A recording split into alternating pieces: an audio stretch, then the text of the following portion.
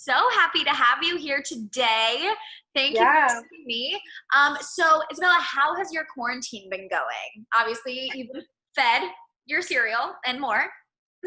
I've been well fed. I've been just kind of working through some work stuff, making the most of kind of doing it from home. It's weird because like I'm in the entertainment industry, but I'm not really getting to entertain people at all. But I'm trying my best and trying to make the most of it because I am blessed and I'm very lucky. Like I have an amazing life with my dog, so it's definitely made me really appreciative of what I have with my family and stuff too. It's a good moment, to be with family. Yeah.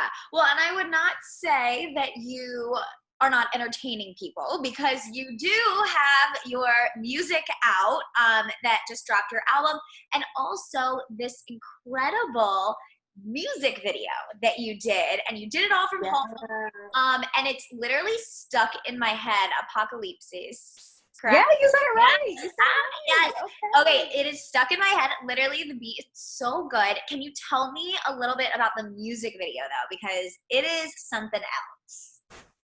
Well, that was me just like desperate to get something done because I'm a workaholic and I just didn't like doing everything on by email, doing everything by phone. So I was like, okay, I need to come up with a music video for Apocalypse. It's my favorite song on the EP. It's the most personal to me, and it's kind of evolved because I wrote it a year ago initially, and then it's evolved over the past year.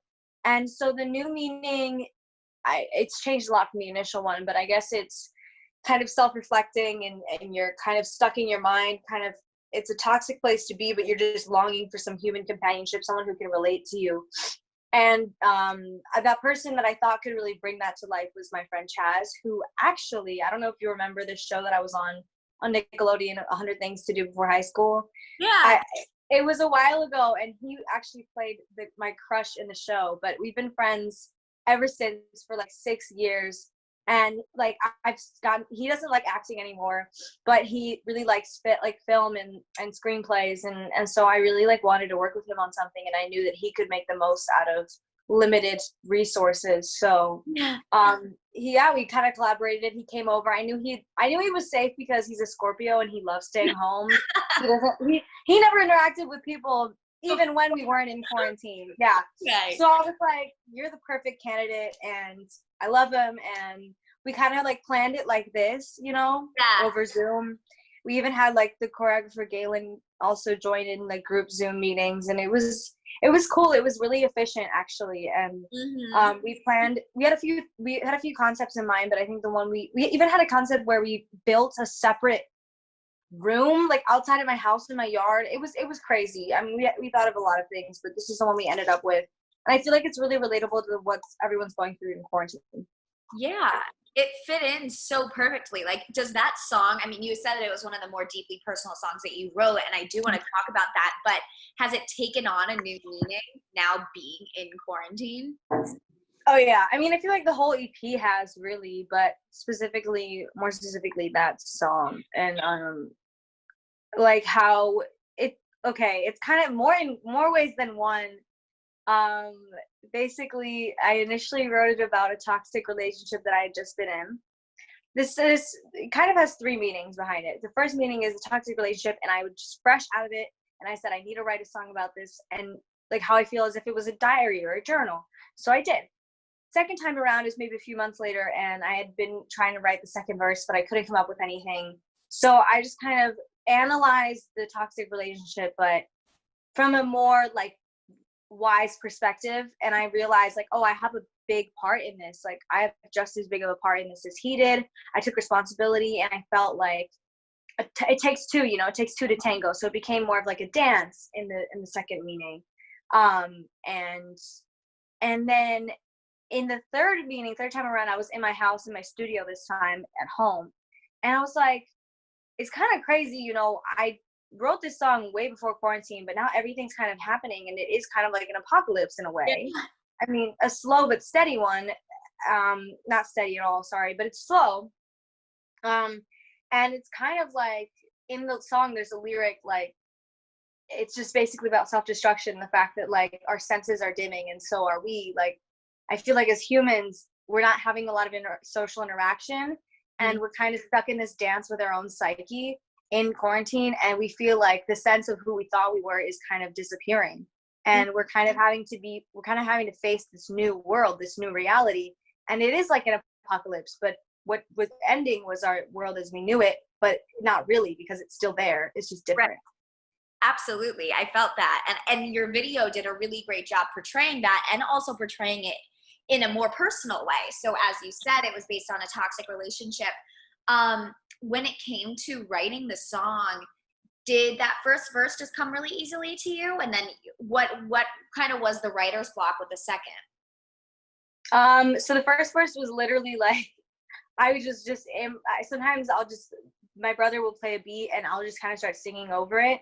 And it was just, it happened almost right away in the studio. And I was kind of going for kind of more of like a, kind of like a Caribbean kind of feel to the melody. It was like da da da da da da da da, da kind of like Puerto Rican almost. I was inspired by the reggaeton melodies, but then it really had nothing to do with the theme. And then it started growing more, and the pre kind of did it for me. Like it kind of solidified what I was writing about, because like it was like tú bien sabes in English. That the pre is basically you know exactly what you're doing to me. Like you know the games that you're playing.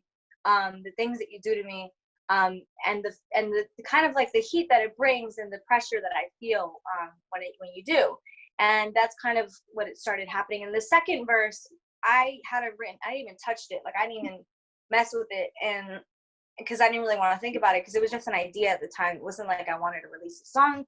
I have a lot of songs I didn't release, but it was kind of a few months later, and I started like I pulled up the notes, the messages app, and I pulled up like his name, like on the you know kind of the it's just send to him, and I started like typing out kind of like things that I wanted to write to him, and I like wrote down this whole paragraph, and kind of that was basically the summary of it. Is the second verse is a summary of what I wanted to tell him, but I never sent it. I just kind of Wow. Yeah.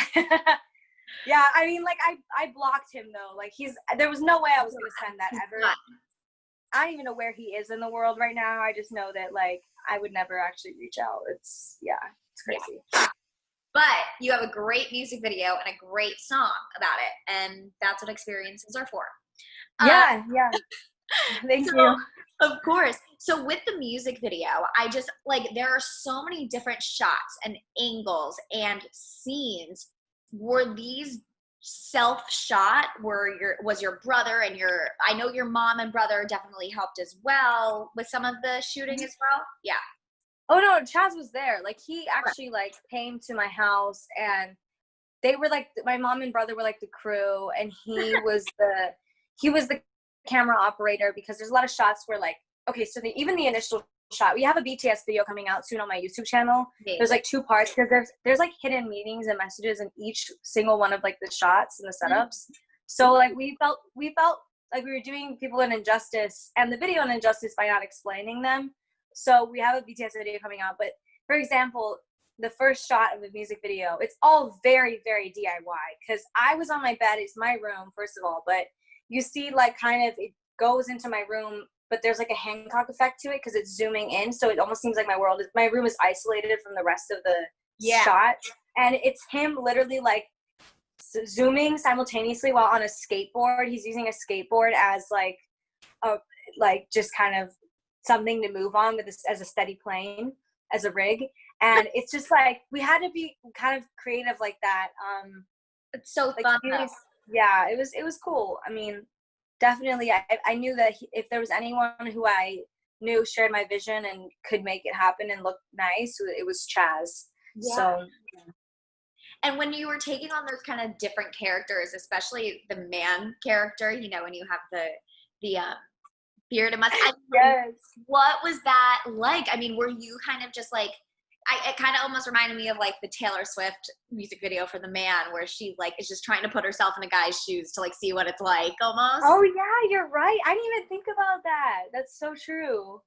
Yeah, I mean, honestly, it was just kind of, it has a few different potential meanings because Chaz and I, yeah, we shared a lot of similar visions, but we also like disagreed on a lot because, I mean, it's all up for interpretation, right? So, like, he had an idea where he wanted the guy to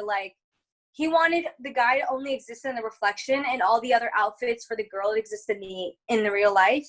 And then at one point, the guy would walk out of the mirror and be there in person and dancing, and like almost like we're dancing toward each other with each other. But I said no, because we don't want to ever know who the person is that I'm trying to reach out to. And if you put like this guy that I created in another world, people might think, they might associate that with him. Mm-hmm. So we kind of like had a little disagreement there, but I think in the end, the guy was just like every other thing I do in the video, an attempt to feel something, an attempt to like interact with someone, an attempt to kind of just not be as lonely. Right. And I just imagine like, maybe we're dancing together or something. And even the other girls, maybe I'm dancing with them. They're like other friends that I have, maybe. It's just kind of things that we do in quarantine while we're bored. We dress up and we just to kind of distract ourselves. Feel anything, kind of. Yeah, please. Right. So tell me about the two other songs that you wrote, Love and Kind and Chocolate, you co-wrote as well for this EP. Tell me a little bit about those. Well, Chocolate, I wrote in like 20 minutes with Kennedy and Justin Tranter. And that was one of those sessions that we like, I remember it so distinctly, but it was actually one of the shortest ones we've ever had because it just happened so quickly and fluidly. And for that reason, I feel like it's just one of my top 3 on the EP, you know? It just kind of was meant to be, and it was a lot of fun, for sure. And Maurice and Andres, they know how to make a hit, you know? They had the beat ready, they had everything ready, so we just had to write over it. So it was really cool. I really liked that one. And it was just kind of about smell, taste association. Mm-hmm. Not really like about someone being like chocolatey. It's just kind of like, you know, yeah, it's kind of just when someone reminds you of something nostalgic and you don't know where to place it, but you know that you like it because you know you've felt it before, you smelled it before, you know? So it's like an explosion of the senses, I guess, in one person. So then there's Loving Kind, which I wrote about someone that like still doesn't. I've written so many songs about this person, and I played them for this person, and they don't even know. Like sometimes I'll write little like things in the songs that'll hint, but I won't actually, like, I don't think they get it, or maybe they do and they just won't admit it. I don't know, but that song was also for them. And it was more like, don't mess with me, don't waste my time. And I was gonna play it for them. I mean, I know they heard it by now, but I was gonna play it for them at the right time and kind of like say how I felt. But I went away to film a movie right after I wrote it. It was Instant Family. I went away to go do Instant Family. And by the time I came back, like, he had a girlfriend, so it was kind of just like, you know, I wasn't gonna play it for them then. That wouldn't be classy. It wouldn't be like a great moment. So, you know, it'll happen when it's supposed to happen. If it even happens. And that'll just bring another good song, you know? You just gotta write another one. Yeah. I mean, look, all I can ask for is them in my life, and I already do have that, so it doesn't even matter to me, you know, whether or not it happens. So with your acting career, are you still involved in, you know, wanting to do that, or is music the main focus right now? No, I mean, I have the movie Sweet Girl coming out, and Poppy came out right around when Sweet Girl started filming, which is cool because like the whole crew and Jason Momoa even knew the song and the words to the song, and I taught Jason part of the dance. It was so cute. And they would play it randomly on set and embarrass me, like in public too, while we were shooting. I was like, you guys, but they honestly like were so supportive, and honestly, it's just so nice to see that both worlds can merge and not have friction, you know? So that was really cool. And I mean, yeah, I want to find the right project, but the thing is, like, that's the thing, is the right project. And I don't feel like I've found it. And I just want to be picky because music means a lot to me too. And I've been putting it on hold for so long. So that's kind of where I'm at right now. Yeah, well, and it's nice to have this quarantine time to really hone in on the music and being able to write. Have you been writing while you're at home? Yeah, I mean, I've been writing a few songs. It's been mostly just working on my EP for the first half of quarantine, and now I've kind of just gotten to relax a little bit and You like just finally just write what I want to write about. And I'm trying to find the specific concept for my album because I want to write an album. a full Right after quarantine when we can be back in the studio and like really have a good direction and really just work really hard on it. I'm excited. It's gonna yeah, be a lot of you've fun. been working with some incredible producers too. I mean, Justin Tranter is the man. What was it like working with him? I mean, he's been with Ariana, Justin. I mean, he knows a thing or two about big music careers and film careers.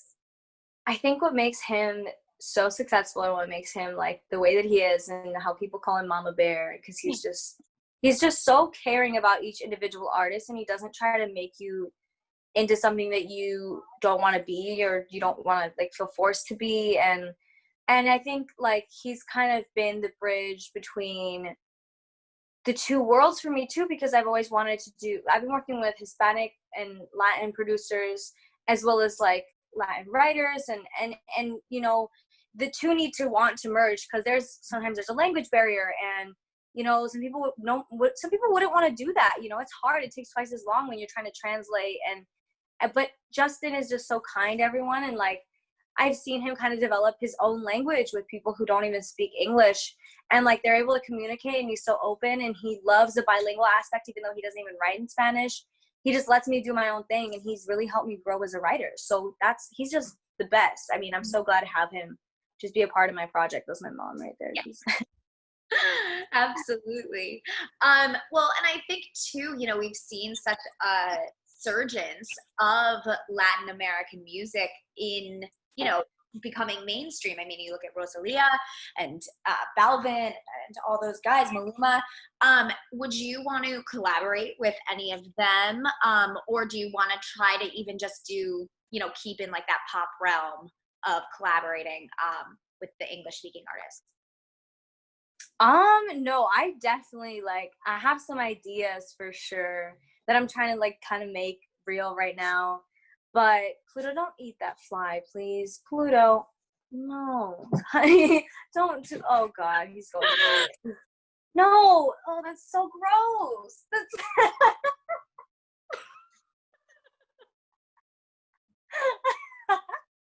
anyways.